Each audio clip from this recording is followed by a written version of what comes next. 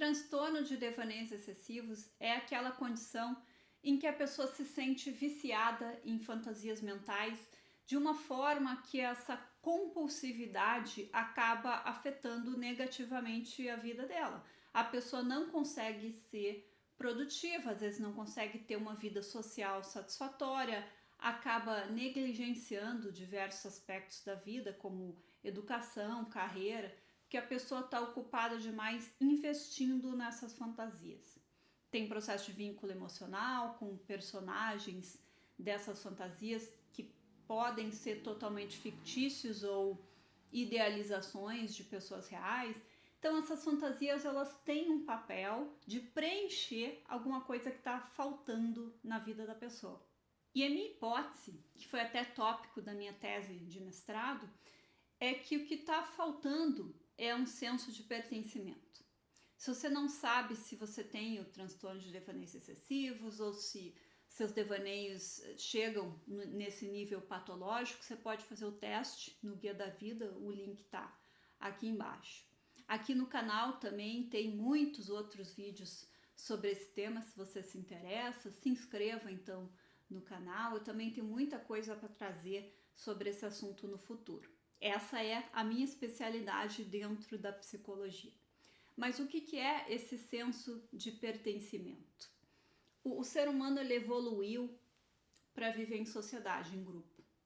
E quando a gente pensa nesses aspectos da nossa personalidade, da nossa composição psicológica, que se formaram devido à forma como a espécie humana evoluiu, a gente tem que pensar em como era a vida lá nos primórdios da evolução da nossa espécie. A nossa espécie, ela fez uma troca. Ela trocou força física por inteligência. Porque do ponto de vista biológico, tudo é muito custoso energeticamente. Se a gente for olhar os nossos primos mais próximos, os chimpanzés, eles têm muita força física. Mas essa musculatura toda, ela tem um custo energético para o corpo muito grande. Então, à medida que a nossa espécie foi se distanciando do ancestral comum que a gente teve com os chimpanzés e demais primatas, a gente foi seguindo uma trajetória em que a inteligência foi se tornando mais valiosa do que a força física. Só que um cérebro como o nosso, ele consome muita energia, mais energia até do que os músculos do chimpanzé. Então não seria possível biologicamente ter um cérebro como o nosso e ainda manter um corpo super forte como o do chimpanzé. Então essa troca de priorização foi o que determinou aí o rumo da evolução da espécie humana. Só que isso tornou a gente muito mais vulnerável fisicamente. O preço que a gente pagou para se tornar mais inteligente foi essa vulnerabilidade, essa fragilidade, um corpo mais fraco. Isso quer dizer que nós sozinhos, num ambiente natural, a gente não sobrevive muito tempo, né? Isso lá nos primórdios da história da nossa espécie, né? Não pessoas que hoje têm conhecimento de sobrevivência na natureza com toda a bagagem de informação que a gente tem hoje. Lá o indivíduo pré-histórico, se ele se encontrasse sozinho sem proteção do grupo, ele não sobreviveria muito tempo. Então esse fator, a gente não pode sobreviver sozinho, influenciou a evolução de inúmeros processos psicológicos. A maioria dos medos e inseguranças relacionados à vida social tem origem nisso. Foi instilado na nossa psicologia esse senso de que a rejeição social é a pior coisa que pode acontecer com a gente. Até porque, do ponto de vista biológico, não é só uma questão de sobrevivência. Aquele que é rejeitado pelo grupo, ele pode até não ser ostracizado, pode não ficar sozinho fisicamente, mas ao não ser querido pelo grupo, apreciado pelo grupo, ele não tem acesso aos melhores pares reprodutivos. E isso funciona assim em boa parte do reino animal, isso não é exclusivo do ser humano. Isso porque, do ponto de vista biológico, a reprodução é mais importante do que a sobrevivência. É como se a natureza estivesse dizendo assim: se você não for reproduzir com o melhor par possível, né, com o par de melhor qualidade biológica que você conseguir, então não adianta nem sobreviver. Gente, eu tô falando isso só pra gente entender o raciocínio, tá? Que tá por trás aí desse senso de pertencimento. Eu não tô dizendo que está certo, que tem que ser assim porque é natural ou qualquer coisa nesse sentido, tá bom? O que eu tô querendo dizer é que essas forças, elas moldaram a nossa psicologia e a gente não tem como negar isso. Só que isso não tem nada a ver com a nossa vontade consciente.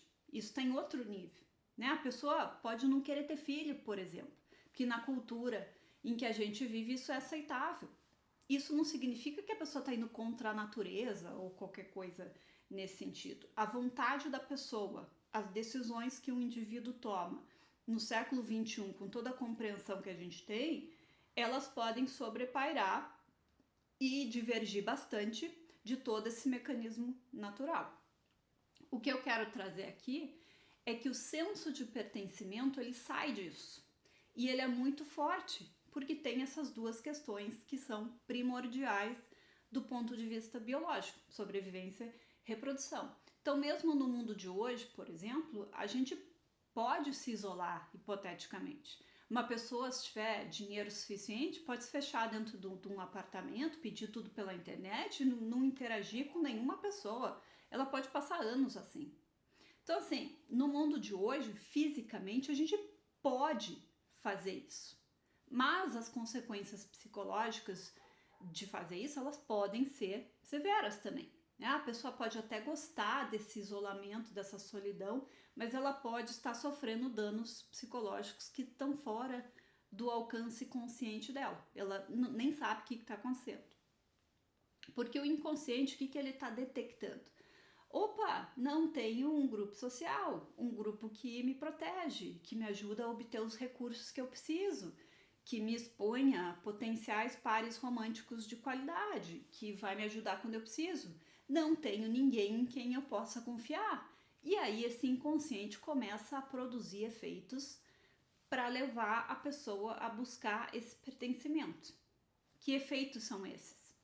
Desconforto emocional, como a solidão, a ansiedade por estar sozinho, por não ter um grupo, vai despertar a vontade de ter um grupo social, de se associar a outras pessoas, para gerar esse senso de pertencimento. Mas o que acontece quando a pessoa não consegue obter esse senso de pertencimento? Seja porque ela desenvolveu uma personalidade antissocial, porque ela está num meio onde ela não se dá bem com as pessoas, ela não se identifica com aquelas pessoas, porque ela traz traumas do passado e ela acaba tendo dificuldades sociais por causa disso. Enfim, qualquer que seja a razão, algumas pessoas não conseguem seguir essa diretriz do inconsciente. Vai lá e arranja um grupo para você precisa pertencer a um grupo, né? A pessoa não consegue fazer isso. A pessoa pode até fisicamente pertencer a um grupo ou vários grupos, né? Família, trabalho, etc. Mas ela não se sente parte integrante desse grupo, ela não se sente apreciada por essas pessoas, valorizada, ou ela não se sente conectada psicologicamente a essas pessoas. Então, ela não tem o senso de pertencimento.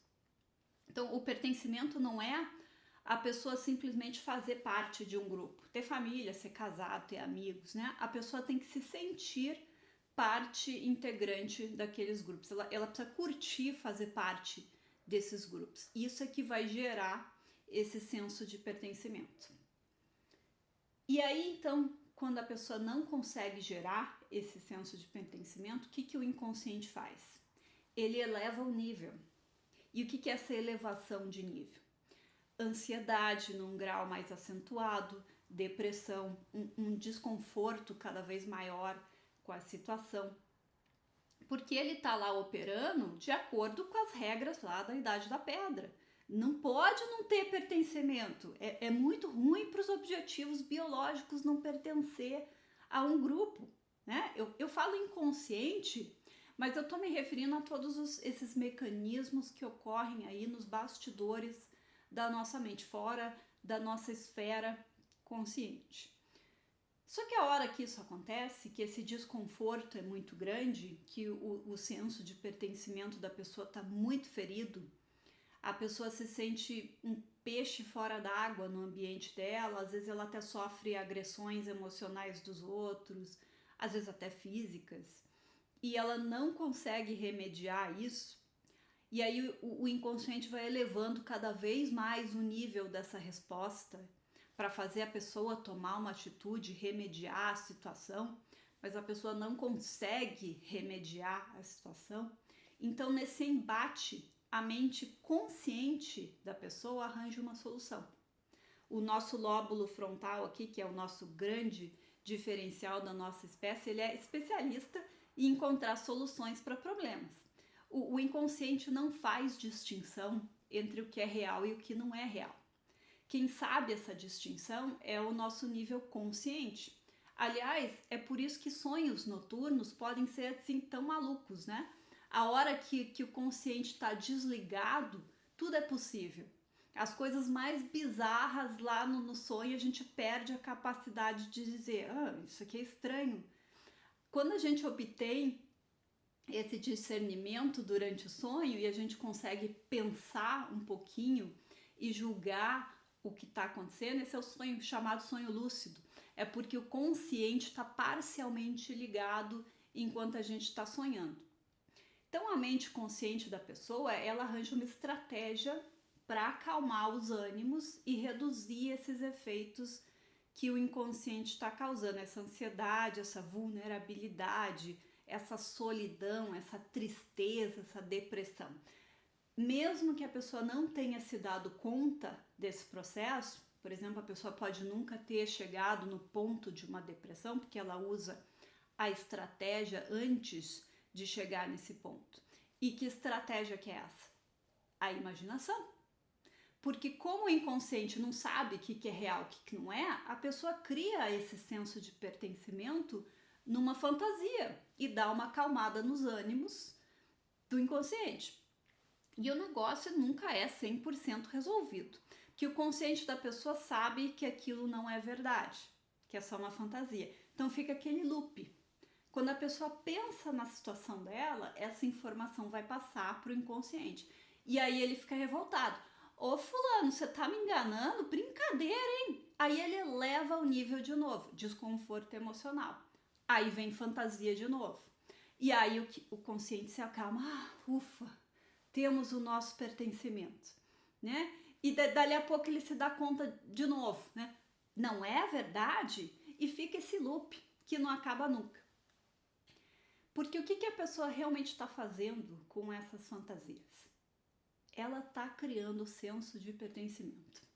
É por isso que a conexão emocional com os personagens é tão forte. Seja uma criação completamente fictícia, seja uma pessoa real que está sendo idealizada, melhorada na cabeça dela. Porque o inconsciente não sabe o que é real e o que não é. Aquele personagem fictício, ele recebe tanto amor e carinho quanto a pessoa real. E isso é eficaz para gerar o senso de pertencimento.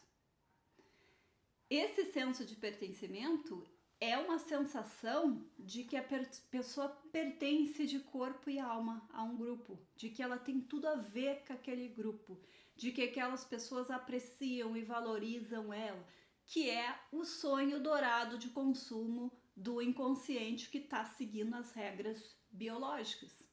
Porque a pessoa que é amada e valorizada e suportada de todas as formas por um grupo, ela tem chances maiores de sobrevivência e ela é exposta a melhores pares reprodutivos. Então, do ponto de vista biológico, as duas metas fundamentais estão ticadas, né? O inconsciente se acalma porque ele não tem nenhuma preocupação. As preocupações que surgem do inconsciente, elas geralmente têm origem num detectado pertencimento ferido ou risco de ferir o pertencimento.